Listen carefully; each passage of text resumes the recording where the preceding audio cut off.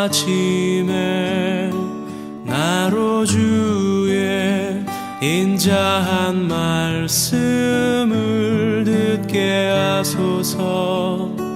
내가 주를 의뢰합니다.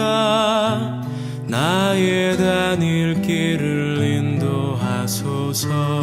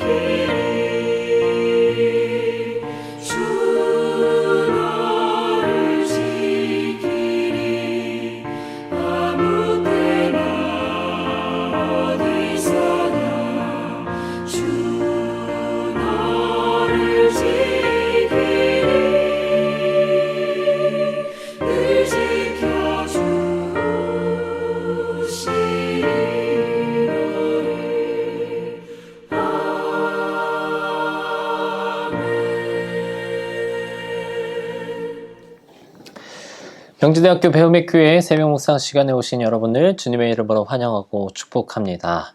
오늘 성경 본문 말씀 함께 먼저 보도록 하겠습니다. 오늘 성경 본문 말씀은 열왕기상 17장 1절에서 7절까지의 말씀 세번역 성경으로 함께 보도록 하겠습니다. 길르앗의 디셉에 사는 디셉 사람 엘리야가 아합에게 말하였다. 내가 섬기는 주 이스라엘의 하나님께서 살아계심을 두고 맹세합니다. 내가 다시 입을 열기까지 앞으로 몇 해 동안은 비는커녕 이슬 한 방울도 내리지 않을 것입니다. 주님께서 엘리야에게 말씀하셨다. 이곳을 떠나서 동쪽으로 가거라.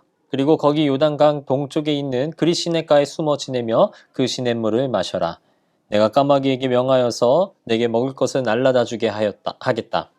엘리야는 주님의 말씀대로 가서 그대로 하였다. 그는 곧 가서 요단강 앞에 있는 그리 시냇가에 머물렀다.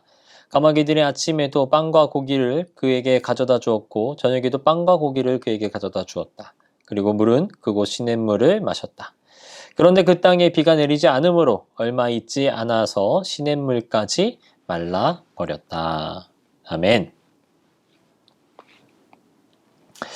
오늘 우리가 읽은 본문 말씀은 북이스라엘 왕국의 7번째 왕으로 세워진 아합의 통치와 어떤 그 왕의 종교적인 악행에 대한 내용을 기록하고 있는 16장의 내용에 이어서 이 아합 왕을 향해서 경고하고 있는 우리에게도 너무나도 익숙한 인물이 등장하고 있는 장면을 기록하고 있습니다. 바로 엘리야가 나타나서 이 아합 왕을 향해서 가뭄을 선포하고 그리고 그에 대한 어떤 보복성을 이제 경계하면서 그리 시냇가에 도피 생활을 하고 있는 부분들을 보여주고 있는 말씀이다라고 하는 것이죠. 우리가 함께 읽은 본문의 1절 말씀을 보면 엘리야가 극악한 우상 숭배에 빠져 있었던 이 아합 왕에게 나타나서 이스라엘에 수년 동안 가뭄이 계속될 것입니다 라고 선포하고 있습니다. 그러나 엘리야의 이런 예언에 대해서 아합 왕은 사실상 대수롭지 않게 여겼을 것입니다. 왜냐하면 그는 바알을 숭배하고 있었기 때문에 이 비가 오거나 비가 오지 않는 것은 전적으로 농경의 신으로 여겨지고 있었던 이 바알에 의해서 좌우된다라고 생각하였기 때문일 것이므로 이제 생각된다라고 하는 것이죠. 따라서 아합에게 있어서 이 엘리야의 경고는 단순하게 어떤 내용적인 경고성의 의미보다는 자신의 왕권에 대해서 도전하는 어떤 불순한 시도, 불순한 의도에서 비롯된 것으로밖에 여겨지지 않았을 것으로 생각될 수밖에 없다라고 하는 것이죠. 그리하여서 엘리야가 처할 위험을 아셨던 하나님께서 이 엘리야에게 그리 시냇가로 도피하게 하셨다라고 하는 것이고 그리고 까마귀를 동원하여서 엘리야를 먹이셨다. 라고 하는 내용까지를 우리가 한번 살펴볼 수 있습니다. 그런데 우리가 읽은 본문 말씀에서 7절 말씀을 한번 주목해 봐야 되겠습니다. 우리가 읽은 본문 말씀 7절을 보면 이렇게 기록이 되어 있습니다. 그런데 그 땅에 비가 내리지 않으므로 얼마 있지 않아서 시냇물까지 말라버렸다. 엘리야는 악한 왕 아합에게 하나님의 심판의 메시지를 선포하고 그의 핍박을 피해서 하나님이 지정해 주셨던 곳인 요단 앞 그리 시냇가에 머물고 있었습니다. 그런데 가뭄이 계속되면서 그리 시냇가의 물도 점점 말라버렸다라고 하는 것이죠.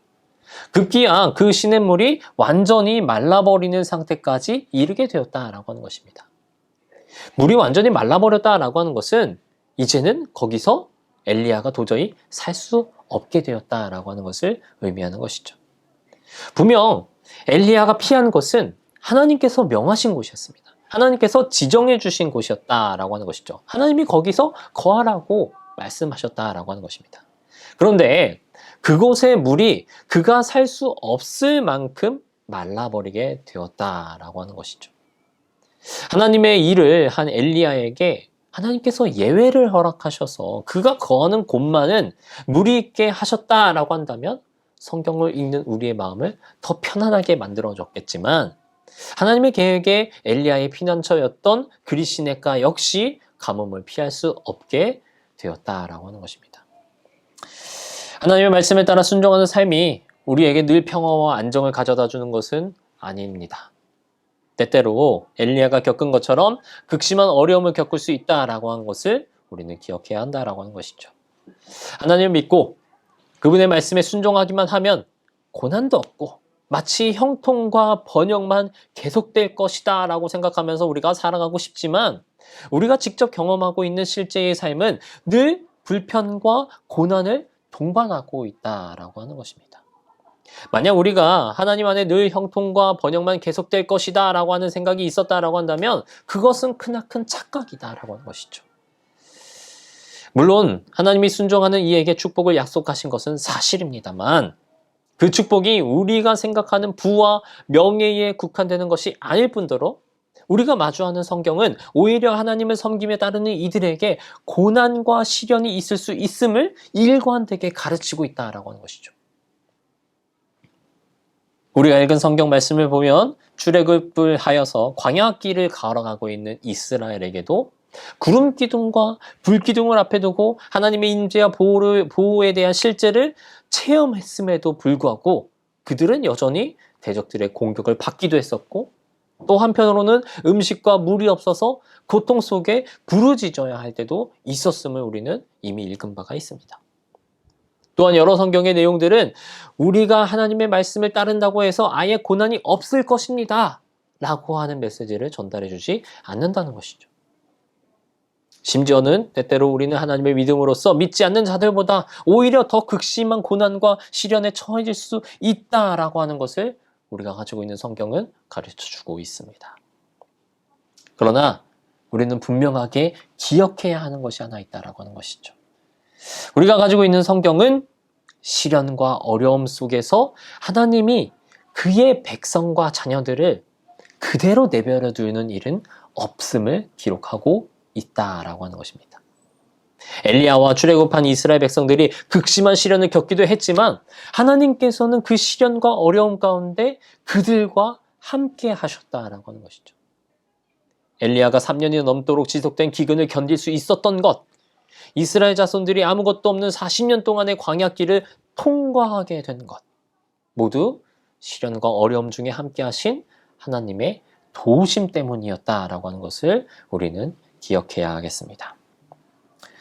구약성서의 엘리야 이야기는 그 인물 자체에 어떤 강력한 카리스마를 마주하게 하는 쾌감을 우리들에게 허락해 주지만, 오히려 엘리야 이야기의 본질은 약한 인간의 본성 가운데 하나님의 도우심이 있다라고 하는 것을 명확하게 깨닫게 해주는 이야기임을 우리는 살필 수 있다라고 하는 것입니다.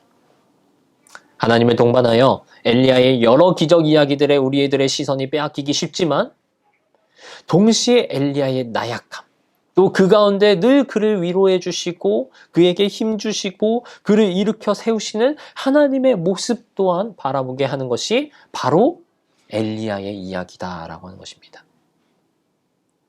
엘리야의 모습은 사실 우리의 모습이다라고 하는 것이죠. 우리는 그가 가지고 있었던 약한 모습에 집중함과 동시에 분명히 있는 하나님의 도우심 역시 기억해야 하겠습니다.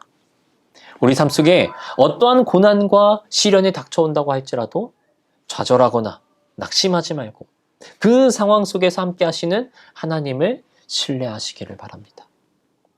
그렇게 할 때 우리는 그 시련을 극복하도록 도우시는 신실하신 하나님의 능력을 더욱더 분명하게 체험할 수 있을 것입니다. 우리에게 남은 시간 동안 하나님의 도우심을 더욱더 분명하게 알아차려서 더욱 깊은 신뢰와 더욱 깊은 감사를 하나님께 올려드리는 저와 여러분들이 되길 주님의 이름으로 소망합니다. 함께 기도하시겠습니다. 하나님, 우리는 때때로 주님을 믿기만 하면 아름다운 꽃길이 우리들의 인생길에 펼쳐질 거라 생각하기도 합니다. 하지만 실제 고난의 연속인 우리네 인생을 살아가며 그에 대해 하나님께 불평하기도 하고 실망하기도 하는 나약한 이들임을 발견하게 됩니다. 그럼에도 우리를 때로는 등 뒤에서 밀어주시고 때로는 앞에서 끌어주시는 주님이 있음을 명확히 기억하는 자들이 되게 하여 주시옵소서. 엘리야를 도우시고 보호하셨던 주님이 우리를 여전히 지켜보시고 도우신다라고 하는 것을 의지하며 우리에게 주어진 인생과 우리에게 주어진 사명을 온전하게 다할 수 있도록 주님 함께하여 주시옵소서. 감사드리며 예수님의 이름으로 기도드립니다. 아멘.